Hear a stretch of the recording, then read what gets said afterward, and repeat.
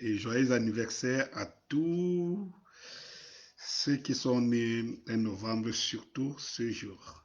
Parce qu'il y en a beaucoup qui en ce jour et en cette heure, à cette heure-ci, étaient en train de sortir du ventre de leur mère. C'est l'occasion pour moi ici de dire merci à celle qui m'a mis au monde. Je ne faisais pas partie de leur projet. C'était juste un plaisir entre un homme et une femme. Et puis, Danny Scorpio finit par venir au monde. Ok. Une fois que je l'ai dit, je me donne encore joyeux anniversaire. Surtout, j'essaye tant bien que mal de faire un direct. D'abord, je voulais faire une vidéo. Ça ne marche pas. Je fais un direct, c'est couplant, couplant. J'espère que j'ai trouvé le bon bout cette fois-ci. Bonjour à tout le monde. Je suis seulement désolé que personne ne m'ait cherché depuis que mon absence. En fait, j'ai constaté que mon absence n'était pas signalée. Ce qui me fait quand même croire que si demain ce régime décide de finir avec moi, personne ne pleurera. Je serai en train de pleurer mon sort. Je le sais. Bon, c'est la culture camerounaise. On va faire comment? Mais sachez que mon engagement n'est ni populiste, ni calculé, parce que de toute façon, je n'attends pas que quelqu'un vienne pleurer mon sort. Non, tout ce que je fais, je le fais à mon âme et conscience. Voilà. Je suis ce que je suis et j'essaie de satisfaire le moi intérieur, ce que je pense. Je pense que c'est la valeur d'un être humain sur cette terre. Ceci étant dit, qu'est-ce que je pouvais encore vous dire de plus? Tout simplement, bon anniversaire, joyeux anniversaire à moi-même. Eh bien, pour mon anniversaire d'aujourd'hui, j'ai choisi, je voudrais tout simplement vous dire que c'est parce que je suis très indisponible et beaucoup de travail. Nous abattons un travail intense en dessous. Donc, déjà, je ne vous demande pas de me chercher parce que vous ne le faites pas. Je profite quand même le jour de mon anniversaire pour vous dire un petit direct et surtout rentrer dans le fil d'actualité. Voilà, donc pour ceux qui m'écoutent en ce moment, j'aimerais dire un tout petit mot. Ceux qui me regardent en ce moment, j'aimerais dire un tout petit mot, juste un tout petit mot, eh bien, aux avocats du Cameroun. Comme je dis, pour ceux qui m'écoutent en ce moment, juste un petit mot aux avocats du Cameroun. Vous savez, nous voyons des images qui défilent au quotidien tous ces derniers temps-ci. Nous avons vu ce qui s'est passé soit il y a 2 jours aujourd'hui ou 3 jours comme ça. Nous en avons, je ne sais pas si nous avons pleuré ou bien ça nous a fait quelque chose, on a ricané, je ne sais pas moi trop. Je sais pas. Oui, c'est pas moi trop. Ah, mes chers frères avocats, mes chers corps de l'avocature, vous êtes victime du système. Il faut le dire ainsi. Vous êtes victime du système. Ce système qui nous broie, ce système qui dicte tout, ce système que lui ne croit absolument en rien, ce système qui estime que dire non, lui dire non, c'est entrer dans son monde le plus restreint et venir l'attaquer de l'intérieur. Qui pouvait me dire qu'on va atteindre ce niveau où les avocats peuvent être gazés dans l'hémicycle, dans un palais de justice, dans un tribunal.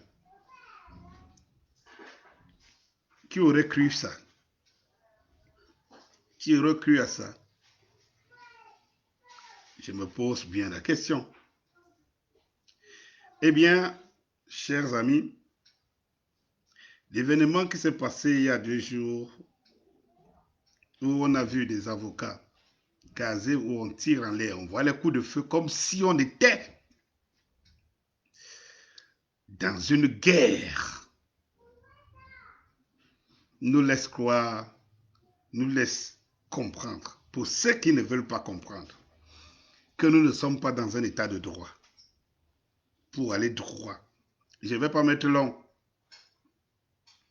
Soyez-en sûrs. Je ne vais pas mettre long. Mais cela veut tout dire. Tout simplement dire que nous ne sommes pas... Bonjour, Faustin Ménélique. Bonjour. Bonjour à toi. Je voudrais tout simplement signaler que cela nous montre que nous ne sommes pas dans un état de droit. Ici, le droit, c'est le droit du puissant. Le droit du plus fort. C'est-à-dire que il a des méthodes qui ne sont inscrites dans aucune constitution, dans aucune loi. Nous sommes ici en face de juge Dredd. Ça veut dire que vous avez un système qui est juge et partie, qui vous juge et décide de la sentence comme il veut, comme il entend, sans respecter aucun code, je dis bien aucun code du droit, de la magistrature, de la loi, rien du tout. Rien. Ils ont raison sur tout. Et si le corps de la magistrature est attaqué aujourd'hui, de l'avocature est attaqué aujourd'hui, eh bien, pour ma part, j'aimerais tout simplement rappeler aux avocats qui nous écoutent que vous êtes des garants du droit. Vous êtes ceux qui défendent le droit. Eh bien, c'est là où votre lieu sacré, où vous plaidez, où vous défendez le droit.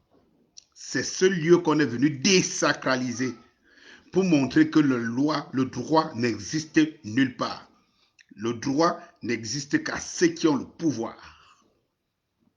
Ils ont le pouvoir de dicter. D'abord, ils ont le pouvoir de donner le motif qu'ils veulent, parce que pour un petit souvenir qui me vient en tête, il y a quelques années, je crois 2-3 ans aujourd'hui, j'étais devant un tribunal, un procès qui a duré 4 mois, pas parce que Denis Koppé avait tué quelqu'un ou avait fait quoi que ce soit, tout simplement parce que j'avais osé raisonner un routier en route dans une localité de la place. Raisonner un routier en route, et pour cette raison, il fallait que je lui trouve 2000 francs que j'avais refusé de donner. Ceci m'a conduit, ce qui nous a conduit à des embrouilles, et il a fait appel à un substitut du procureur qui parlait la même langue. Je ne vais pas citer ici pour qu'on dise, ah voilà, vous voyez un peu, qui parlait la même langue que lui, et qui est venu, et que c'est le routier qui demandait au substitut du procureur, qui lui donnait des ordres, ce qu'il doit me demander. Donc, ce que je n'ai pas osé lui donner, il fallait que le substitut me le demande. Alors, je l'ai fait essuyer non recevoir. Ma foi et ma colère procès au corps pour rébellion et tout ce que vous connaissez, parce qu'ils ont le pouvoir de le faire. Le procès a duré 4 mois, j'ai fait défiler à la barre, devant la barre, l'un des meilleurs avocats que le Cameroun compte, sans compter les autres. Juste pour une affaire de 2000, parce que je suis un homme de droit. J'avais dit à ces gens que vous ne pouvez pas traîner mon pays au sol. Et comme j'entendais de part et d'autre, on disait, ah, ici, ces gars, quand tu les attaques, ils t'envoient en prison. Hein. Ils ont la loi avec eux, ils t'envoient en prison. Et ce substitut du procureur va dire qu'il intente un procès où il demandait 10 ans de prison. 10 ans de prison pour une affaire de 2000 francs. Vous pouvez comprendre dans quel pays nous sommes. 10 ans de prison. Parce que j'ai osé lui dire non devant les gens. J'ai osé lui dire non. Il est le Dieu. Il est le Dieu. J'ai osé lui dire, lui Dieu, non devant les gens. Je vais le payer cher. Et parce que j'ai dit devant les gens, quand il m'a demandé si c'était un document, je lui ai dit, j'attends voir mon avocat. Alors, ça a été l'objet de l'expression de sa colère. Et il va l'exprimer devant mon garant au tribunal, dans son bureau en disant, ce qu'il a énervé, c'est que j'ai osé lui dire que je veux voir mon avocat et que je ne sais pas que eux, ils emprisonnent des avocats. Vous savez, j'ai un sentiment, moi qui parcours ce pays, à comprendre les Camerounais, pourquoi ils souffrent dans leur chair. Et ils semblent ne pas prendre la bonne décision. J'ai compris que l'ignorance, c'est quelque chose de terrible. Vous savez, il y a beaucoup de gens qui soutiennent ce régime parce qu'ils n'ont pas encore vécu des situations. Vous savez, il y a beaucoup de gens d'un pays appauvri, où les gens ne sont pas entreprenants. Ils ne comprennent pas les réalités que les gens vivent sur le terrain. Une fois que vous leur dites le pays, vous allez dire non. Vous savez, quand quelqu'un n'a pas connu le feu, quand le feu ne l'a pas brûlé, il ne connaît pas les sensations que le feu peut soulever, que le feu peut soulever sur le corps, au contact avec le corps. Je l'ai compris. N'essayez pas de donner quelqu'un que son entendement ne conçoit pas ce que vous voulez le faire comprendre.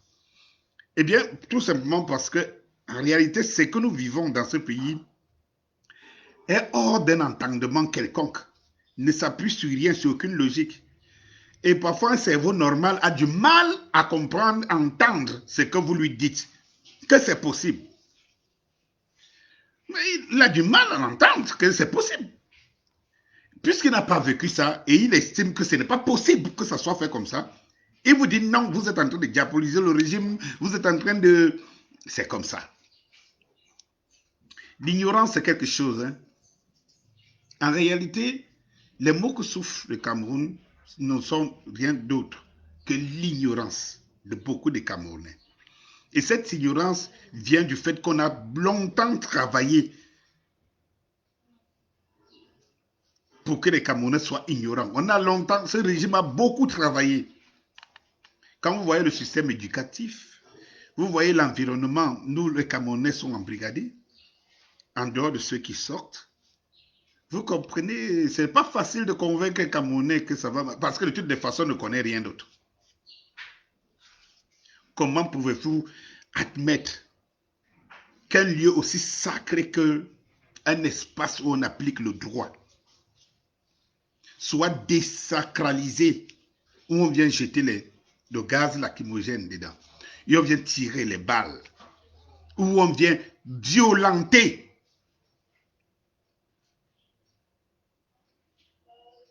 ceux qui n'ont pour arme que le droit. Je ne suis pas ici en train de dédouaner qu'il y ait un problème quelconque,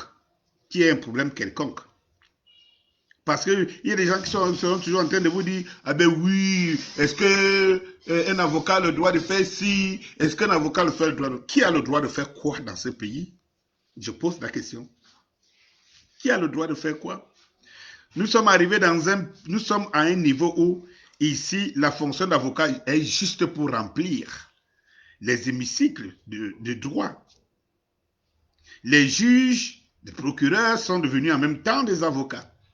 Vous savez très bien que nous sommes dans un système au Cameroun aujourd'hui que pour lire le droit, pour que le droit, ou bien pour gagner un procès, ce n'est pas un avocat dont tu as besoin. C'est juste le juge. dont le monsieur de l'avocature est flou aux pieds. Et ici, j'aimerais interpeller les avocats eux-mêmes. Ceux qui ont décidé de prendre le raccourci, c'est qu'au lieu de lire le droit, au lieu de défendre le droit, au lieu de défendre les intérêts de leurs clients, préfèrent plutôt aller s'associer ou négocier avec des juges pour qu'ils penchent à leur faveur. C'est ceux-là même qui sont responsables aussi de ce qui arrive aujourd'hui. Chers avocats, vous devez défendre le droit. Et vous avez compris aujourd'hui que vous faites une profession libérale et que vos collègues d'en face, les magistrats et tout, sont du pouvoir, du système. Tant que vous collaborez avec eux, vous marchez bien. Et une fois que vous ne collaborez pas plus avec eux, ils ont les armes de vous nuire. Parce que rien ne les empêche de vous nuire. Le policier qui tire sur vous aujourd'hui, il aura besoin de vous demain. Parce que soit lui, soit son frère, soit sa soeur, soit sa copine, soit sa connaissance, aura toujours affaire à la justice, à un tribunal. Donc, par conséquent, il aura toujours affaire à un avocat. Nous avons atteint un niveau d'aliénation, qui veut que pour défendre son pain et sa nourriture, les uns marchent sur les autres. Eh bien, mes chers frères, pères, le corps de l'avocature au Cameroun, sachez qu'on vous a humilié. Et en vous humiliant, on a humilié le droit. On a foulé le droit au sol. Et quand un régime arrive à fouler ses propres institutions au sol, dites-vous, qui on sert? On ne sert plus la République. Parce que les images que nous voyons défiler sur la toile, qui ont été tournées, dont les événements ont été faits à l'intérieur, dans l'endroit le plus sacré du droit, montrent que ceux qui sont capables de faire agir ainsi ne servent plus la République. Ils ont le pouvoir et se servent du pouvoir mordicus comme ils veulent, comme ils l'entendent. Personne ne peut le dire autre chose. Et puis, comme personne ne peut le dire quelque chose, c'est eux qui vous disent ce qui est vrai, ce qui est faux. Le simple fait que tu dises non, que vous dites non dans votre hémicycle, on peut vous coller tous les motifs et personne ne viendra les contredire. Mais, comme vous êtes l'intelligence de la raison, vous, les membres du droit, vous, ceux qui exercent cette profession du droit, j'aimerais vous dire quelque chose. Des images que nous voyons ailleurs, vous pouvez soit démontrer que vous êtes une valeur, la valeur du droit, soit vous démontrez tout simplement que vous faites partie de ce système et que vous avez accepté d'être réduit à la mendicité. C'est ce qui vient de se passer sur le corps des avocats, devrait interpeller, vous les avocats, à prendre de bonnes décisions à partir de maintenant. Eh bien, je vais vous rappeler certains détails. La guerre du Nord-Ouest et du Sud-Ouest, c'était les avocats qui étaient en première ligne. Est-ce que les avocats francophones ont suivi leurs collègues de l'autre côté? Non. Et c'est le problème au Cameroun. Il y a un avocat qui a été froissé, les images défilaient sur la toile, qui défendait son client qui voulait divorcer avec sa femme. La police est venue, la police l'a empêché d'entrer à la négociation. On l'a froissé, des images qui ne respectent en rien ou bien qui ne traduisent pas une république civilisé. On a montré l'avocat avec les habits déchirés et tout. Eh bien, vous n'avez pas protesté. Vous n'avez pas protesté. Cela veut dire qu'il y a quelque chose à construire pour vous qui êtes des savants du droit. Il y a quelque chose à construire déjà entre vous. Eh bien, je vais vous donner des pistes. Si cela vous manque, mais je sais que ça ne vous manque pas, mais je voudrais tout simplement montrer qu'on sait ce que vous êtes capable de faire. Il ne peut pas avoir de justice, il ne peut pas avoir de procès, il ne peut pas avoir une manifestation de procès sans avocat. Allez-vous donc prendre la décision de boycotter les hémicycles de droit qu'on a désacralisés jusqu'à ce qu'on rétablisse le caractère sacré de l'avocature? Allez-vous être courageux de dire ok, pour gagner votre crédibilité auprès du peuple et de vos clients, allez-vous prendre de bonnes mesures pour que ce système vous remette dans votre valeur, afin que les clients, vos clients qui sont nous, le peuple, continuent à croire en vous, à croire à votre capacité à faire valoir le droit. C'est-à-dire en prenant, par exemple, une décision de ne plus, quel que soit le régime pendant, jusqu'à ce que l'ordre soit rétabli, de plaider. Pouvez-vous le faire? Pouvez-vous le faire? Eh bien, le peuple attend un acte fort pour montrer que l'avocat doit être respecté. Alors, si vous laissez qu'on dévalorise autant votre métier, votre corps, et vous ne faites rien, vous ne posez pas un acte fort, ne demandez pas au peuple, à vos clients de vous respecter. Vous avez le pouvoir de vous faire respecter, appliquez ce pouvoir, afin que le droit prime sur la barbarie.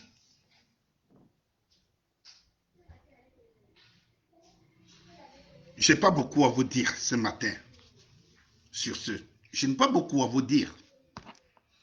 Mais je dis, les images que nous voyons traduisent l'état de la dictature la plus pure que nous pouvons rencontrer. Au point où les institutions et la pratique des institutions est traînée dans la rue. On peut froisser un avocat.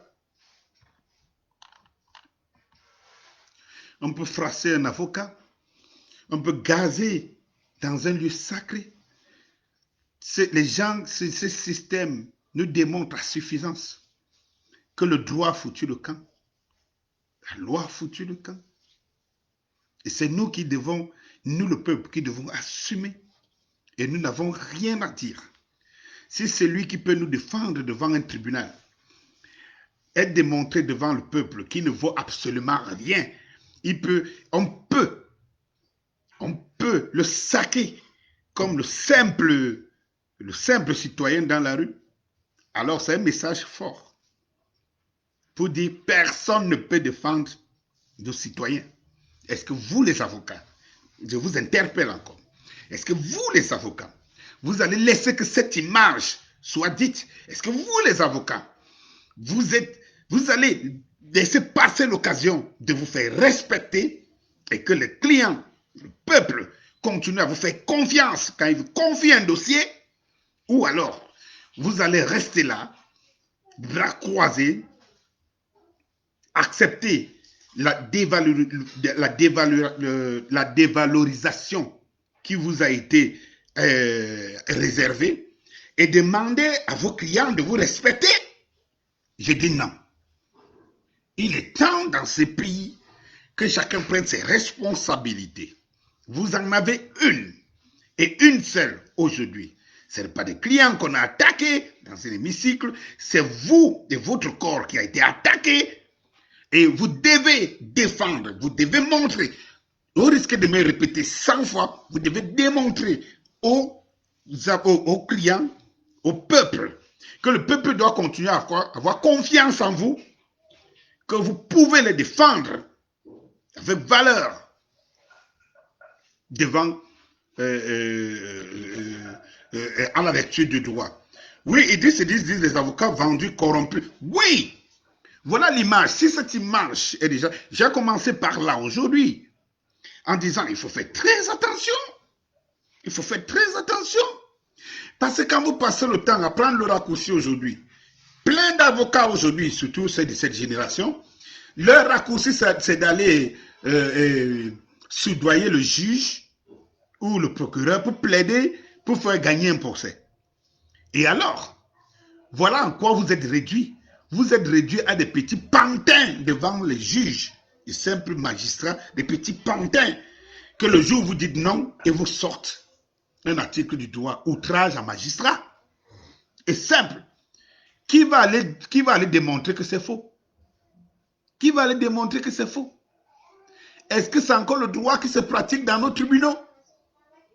Ou quand vous avez de l'argent et que vous avez, je ne sais pas, réglé avec un juge quelconque, un avocat ne voit absolument rien. Alors si vous ne défendez pas, vous ne démontrez pas aux yeux du peuple que vous avez du pouvoir, vous devez, ou alors on vous doit du respect. Et moi, je vais vous dire une chose. Eh bien, dans ce régime, dans ce système, si vous ne vous donnez pas de la valeur, vous ne reprenez pas le bâton de commandement, le peuple ne vous confiera plus un dossier. C'est fini. Si on peut démontrer à suffisance que vous ne valez absolument rien, votre carte d'avocat ne vaut absolument rien, autant mieux qu'on aille tous devant les juges, à leur soudoyer les juges parce qu'ils sont juges, partis, juges, avocats. Oui, c'est à vous. Ce système vous a donné l'occasion de redorer le blason de l'avocature. Ce métier de prestige et noble. À vous de le défendre. À vous de le défendre. On a vu ce que les avocats ont fait en France et tout, dans d'autres pays, quand ils ne sont pas respectés. Eh bien, faites-vous respecter. Comment quelqu'un,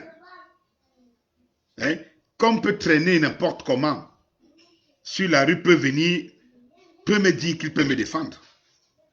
S'il n'est pas capable de s'imposer, de se faire respecter, comment peut-il me défendre? Comment peut-il me défendre? Il faut qu'on arrive au Cameroun pour voir ça, où on ne respecte absolument rien. Victoire, Elvesten. En tout cas, Momo les a démasqués. Le combo Bobby, quand cela s'était passé avec les avocats anglophones, les avocats francophones croyaient qu'ils étaient à l'abri de la répression de ce régime parce qu'ils sont corrompus en oubliant que le microbe qui mange le café mange aussi le cacao. Le combo Bobby, je l'ai dit ici, entre les lignes, pour dire que quand les avocats anglophones ont marché, on n'a pas vu la solidarité des avocats francophones. Parce qu'on est arrivé à faire croire aux Camerounais que les anglophones sont de notre pays anglophonie et de quelqu'un qui a donc donné leur indépendance. Parce que quand j'entends certaines personnes parler de la zone anglophone, ils parlent comme si c'était d'autres entités qui ne sont pas du Cameroun. Les anglophones pensent que les anglophones... Si vous pensez que les anglophones ne sont pas nos frères, alors donnez-leur indépendance. Donnez-leur leur indépendance, donc. Quand c'est eux qui meurent, quand on tire les balles, ils sont déchirés, c'est normal. Quand c'est une des personnes qui est attaquée par les anglophones, oh, là, la mort change de valeur. Non. Je voudrais rester, j'avais un message en ce jour, qui est le jour de mon anniversaire. Je voulais laisser un message propre aux avocats pour dire que les images qu'on a vues, on ne les a jamais vues nulle part ailleurs. Et j'aimerais demander aux internautes, à mes chers frères engagés, compatriotes, citoyens, qui nous regardent, qui nous écoutent et ceux qui soutiennent ce régime, est-ce que avez-vous déjà vu ce genre d'image quelque part? Pensez-vous que ailleurs, il n'y a pas des avocats véreux? Pensez-vous qu'ailleurs, il n'y a pas des avocats en prison? Pensez-vous qu'ailleurs, vous ne voyez pas les avocats en groupe défendre un intérêt quelconque?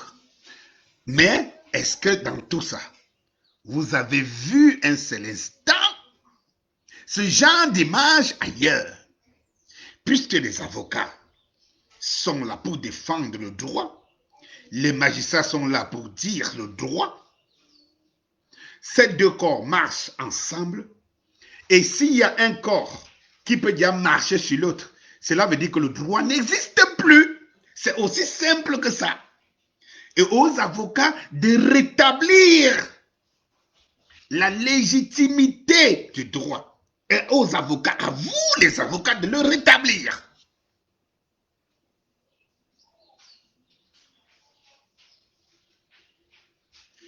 Voilà, Caroline Pégan dit que les magistrats sont corrompus. J'ai plusieurs cas où les magistrats attendaient leurs enveloppes. Ben oui. Et justement, il y a beaucoup. Joyeux anniversaire. Merci beaucoup, Caroline Pégan, de me souhaiter joyeux anniversaire. Merci beaucoup. Merci beaucoup. Le prétoire doit être sacré. Et on a désacralisé le prétoire. Et comme je disais, je vais finir mon direct là ce matin. Le prétoire est désacralisé et il faut que les avocats prennent des actes forts pour resacraliser le prétoire. Parce que s'ils ne le font pas, ils sont morts. Ils sont morts. Parce que s'ils ne le font pas, je ne connais pas, je ne sais pas pourquoi je vais aller donner un dossier à un avocat, sachant qu'un avocat ne vaut rien devant le prétoire. Dites-moi le pourquoi. Le magistrat, je vous dis que j'ai fait un procès de 4 mois.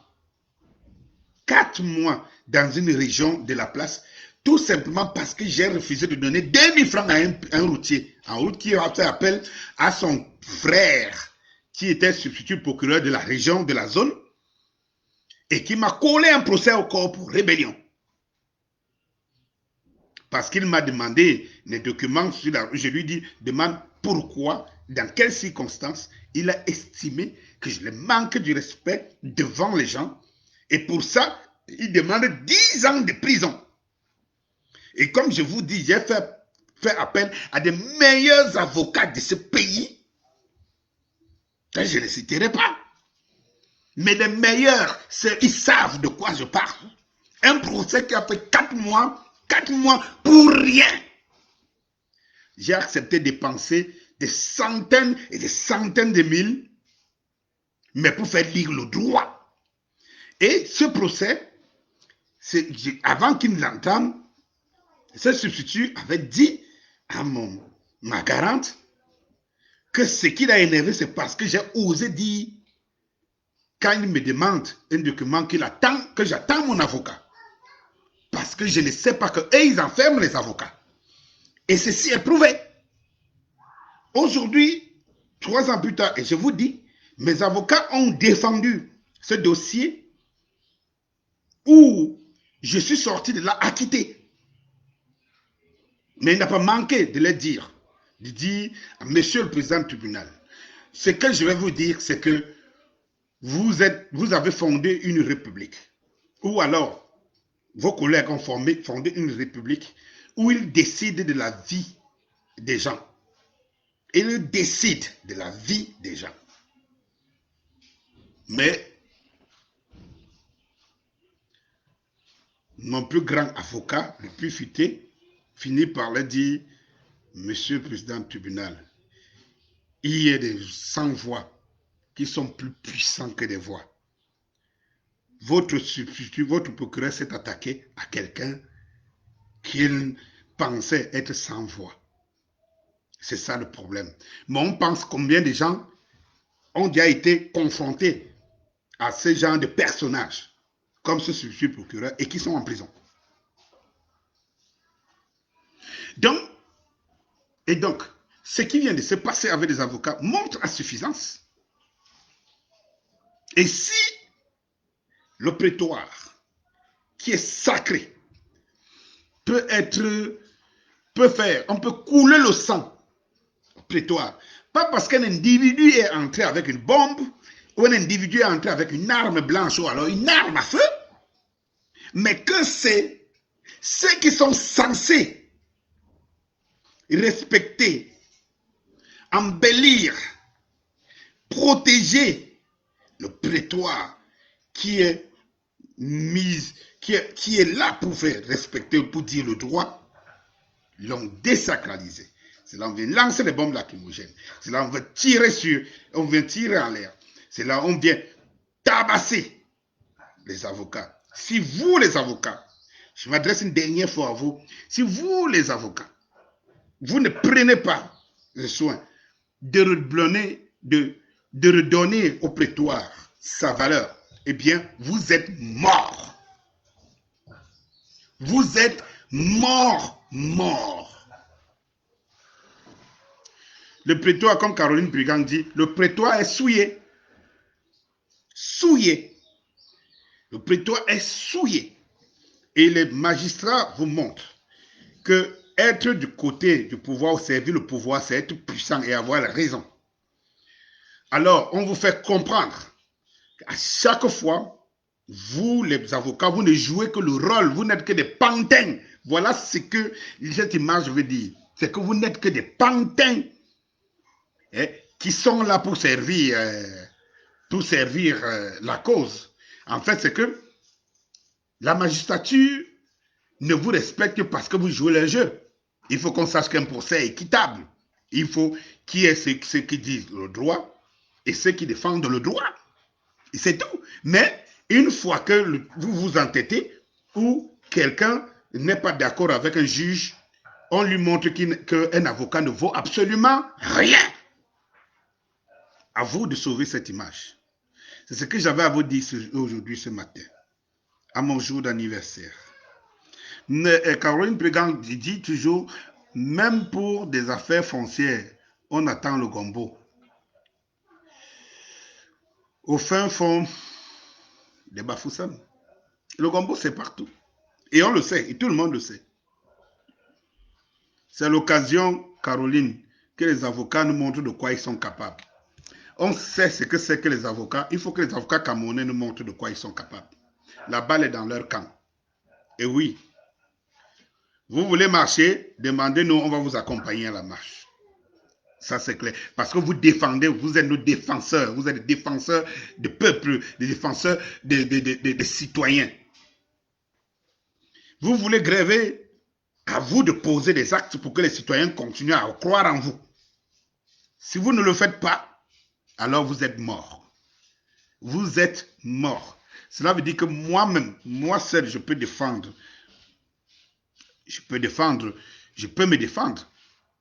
défendre et je sais comment me défendre. Cela veut dire que je peux me défendre et je vais aller voir monsieur le juge qui est mon avocat. Voilà. C'est ce qui est la vérité. Avez-vous compris? Le peuple vous regarde. Merci Victoire, merci beaucoup, merci à vous tous, merci, joyeux anniversaire une fois de plus pour moi Caroline, merci. J'avais à le dire ce matin aux avocats, je pense que Dieu reviendrait plus tard demain pour un autre... Il y a beaucoup de choses. J'ai pris le temps d'observer, je ne suis pas mort celui-là, d'observer et tout. Il y a beaucoup de choses qui sont en train de se passer au Cameroun. Et à une conclusion, on va le développer plusieurs fois. La Côte d'Ivoire est en train de nous parler. Vous savez, la Côte d'Ivoire, le Cameroun, ils ont un même parrain, ils ont un même destin. Comme je vous l'annonçais ici, détermination divine. Merci beaucoup, merci de l'anniversaire que tu m'envoies. Merci, merci, merci beaucoup. Détermination, merci. Ça me va droit au cœur. Je terminer par là en vous disant, la Côte d'Ivoire nous parle. Et elle nous parle ce que je vous ai déjà démontré ici, qui se prépare au Cameroun. Vous savez maintenant, Ouattara passe par force. Après, on vous dit que le dialogue et tout.